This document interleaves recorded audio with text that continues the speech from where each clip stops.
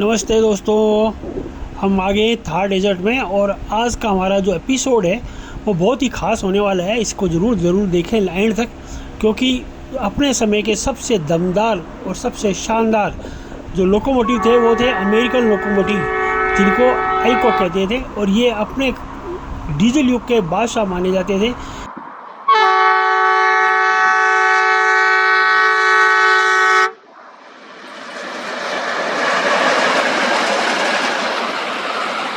इनकी कुछ खास विशेषता है जो इस रेगिस्तान में इन्होंने अपनी उपलब्धियों के अंबार लगा दिए थे। एल्को लोकोमोटिव के जो विशेषता जो कुछ हुआ करती थी वो इसमें एक तो ज़बरदस्त ताकत होती थी, यानी कि हाई टेक्टिव एफर्ट्स होते थे।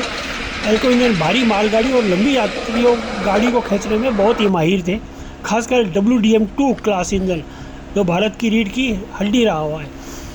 मजबूत और टिकाऊ इनका डिज़ाइन हुआ करता था। जैसे स्पेशली अगर बात करें रेगिस्तान, धूल जहाँ खूब धूल आंधियाँ चलती है, गर्मी 50 डिग्री तक जाती है, उसकी हर परिस्थिति में काम करने में इसमें अद्भुत क्षमता थी। बीकानेर, जोधपुर, बाड़मेर, जैसलमेर जैसे कठिन रूट पर इसने बेहतरीन प्रदर्शन किया और लाजवाब प्रदर्शन किया।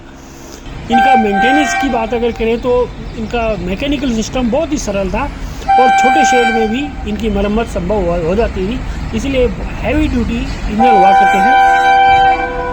बात करें इनके एल्को की साउंड की, जिसके सभी लोग दीवाने हैं। खास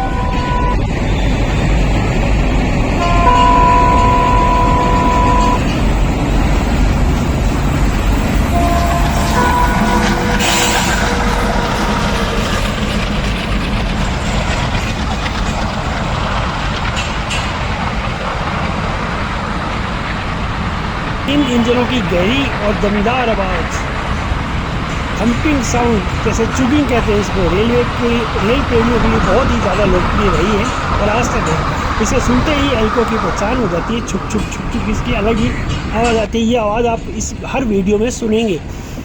मल्टीपल यूनिट, साथ में एक एल्को के साथ 2 या 3 एल्को इंजन जोड़कर आपस में सिंक्रोनाइज करके इनमें भारी लोड खींचना आसान हो जाता था। ये मालगाड़ी को भी, बड़ी भारी मालगाड़ी को लेकर जाने में आसान होती है। ये मल्टीपल यूनिट ऑपरेशन बड़ा इनका कामयाब साबित हुआ। आज जो हम गाड़ी दिखा रहे हैं, गंगानगर से नांदेड़ जाने वाली गाड़ी, ये लंबी गाड़ी हुआ करती थी, 24 डब्बों की।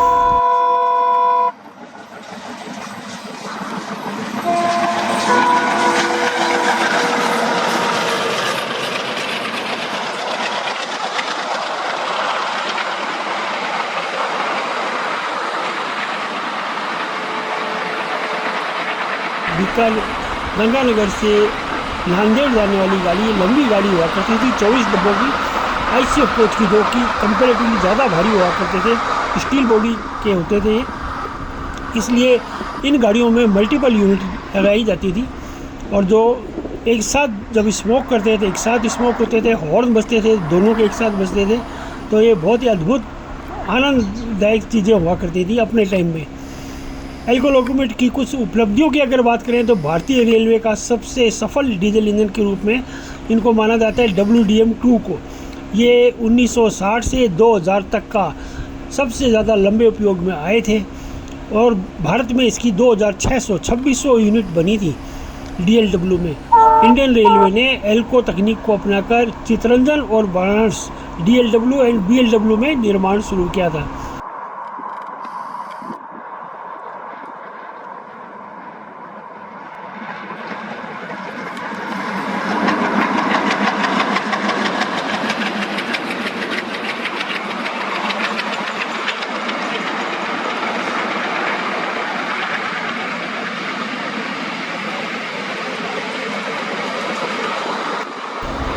और मेक इन इंडिया का शुरुआती उदाहरण इन्होंने एल्को के साथ ही पेश किया था। हर कोने तक इनकी पहुँच थी, पहाड़ पे, रेगिस्तान पे, चाहे गोवा के जंगलों में, हर जगह एल्को दिखाई दिया करते थे।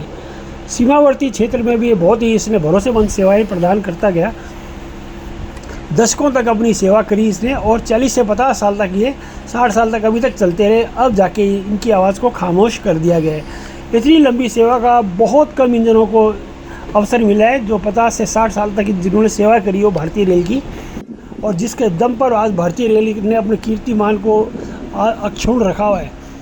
भारतीय रेल के डीजल युग की पहचान ही 1970 से 2000 के बीच में होती है और इसका बादशाह एल्को और उसके बाद आया था ईएमडी रहा था। हर रूट पर इनका दबदबा था।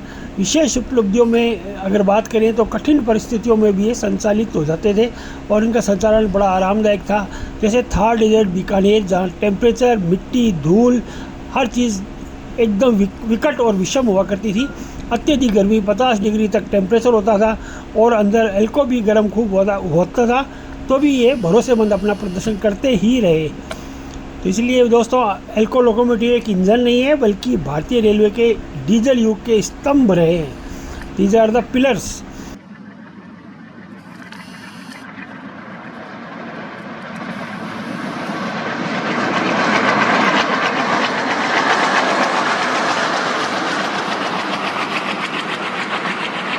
आज भले ही इलेक्ट्रिक इंजन जैसे WAP-7 ने जगह इनकी ले ली है, लेकिन एल्को की आवाज़, एल्को की ताकत और एल्को का इतिहास हमेशा याद रखा जाएगा, हमेशा अक्षुण्ण रहेगा।